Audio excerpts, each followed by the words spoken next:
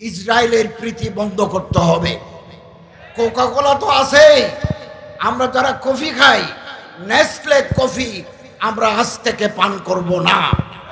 তুরস্কে Nestle factory বন্ধ, Morocco ঘোষণা দিয়েছে নেসলে কফি বন্ধ, কোকা কোলা বন্ধ।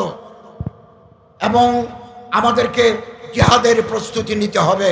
মসজিদে আকসা উদ্ধার করার জন্য আমাদেরকে স্বাধীন ফিলিস্তিন রাষ্ট্র প্রতিষ্ঠা করতে হবে।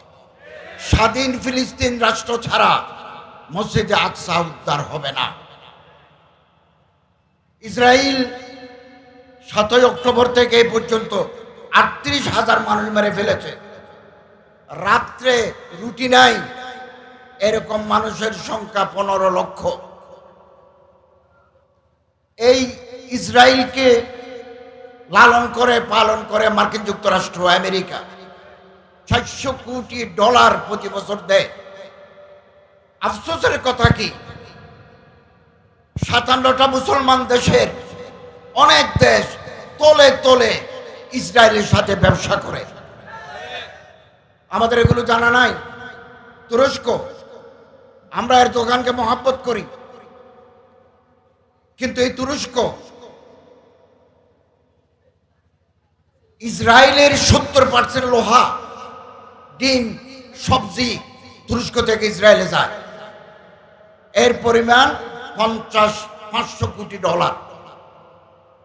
$50 কোটি ওখানে যায় প্রতি মাসে।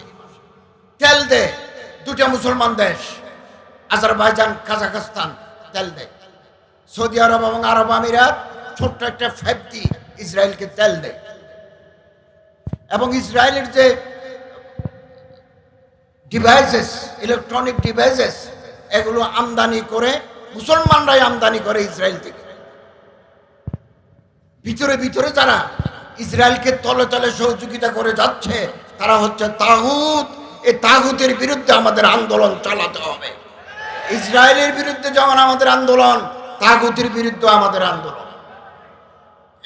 আমাদের এই বাংলাদেশে স্বাধীনতার পরে পাসপোর্টের উপর একটা স্ট্যাম্প ছিল, all countries of the world except south Africa, Namibia and Israel. Namibia যেতে পারবে না এই পাসপোর্ট নিয়ে, দক্ষিণ আফ্রিকায় যেতে পারবে না, ইসরায়েলে যেতে পারবে না। আস্তে আস্তে এতদিন ছিল ইসরায়েল, অল্প কদিন আগে এটাও তুলে দেওয়া হয়েছে। এখন আপনি বাংলাদেশের পাসপোর্ট নিয়ে ইসরায়েল যেতে পারবেন। এটা হচ্ছে ইসরায়েলের সাথে প্রীতির বন্ধন গড়ে তোলার চক্রান্ত। ঈদের দিন, ঈদ উল ফিতরের রাতে তেল আবিব থেকে 2টে বিমান এসেছে ঢাকায়। কি নিয়ে আসলো আমরা জানি না। তারপরে এগুলো আনলোড করে চলে গেছে দুবাই। গভর্নমেন্ট পক্ষ থেকে বলা হচ্ছে যে আমাদের গার্মেন্টস পণ্য নিয়ে গেছে। তো গার্মেন্টস পণ্য নিয়ে যাওয়ার জন্য তেল আবিব থেকে 2টে বিমান ঢাকা বিমানবন্দরে আসতে হবে কেন? ইসরায়েলের প্রীতি বন্ধ করতে হবে। কোকা কোলা তো আছেই, আমরা যারা কফি খাই নেসলে কফি আমরা আজ থেকে পান করব না।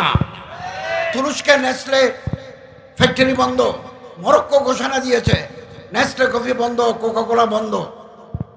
এবং আমাদেরকে জিহাদের প্রস্তুতি নিতে হবে।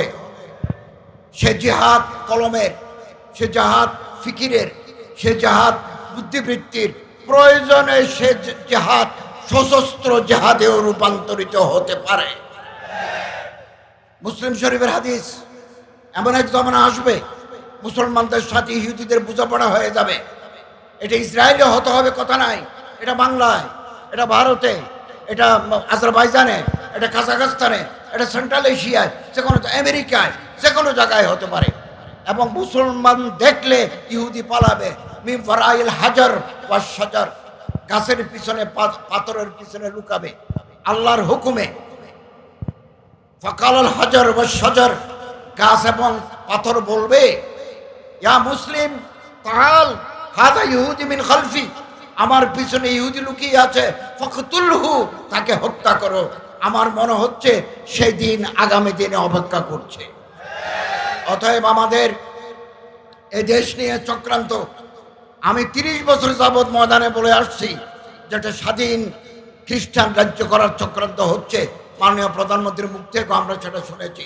আপনারা জেনে রাখবেন, এই আবরার ভাই যে বলেছেন বাংলাদেশ তিমুর নয়, বাংলাদেশ দক্ষিণ সুদান নয়, বাংলাদেশের 1 ইঞ্চি জমির উপর যদি কেউ হাত দেয় এদেশে গণবিপ্লব হয়ে যাবে ইনশাআল্লাহ। আল্লাহ তাআলা আমাদের তৌফিক দান করুন এবং দেশপ্রেমে উজ্জীবিত হয়ে উখুওয়াত ভ্রাতৃত্বের বন্ধনে আমরা আসন ঐক্যবদ্ধ হই। আল্লাহ তাআলা আমাদের তৌফিক এনায়েত করুন, আমিন। ওয়া আখিরু দাওয়ানা আলহামদুলিল্লাহি রাব্বিল আলামিন।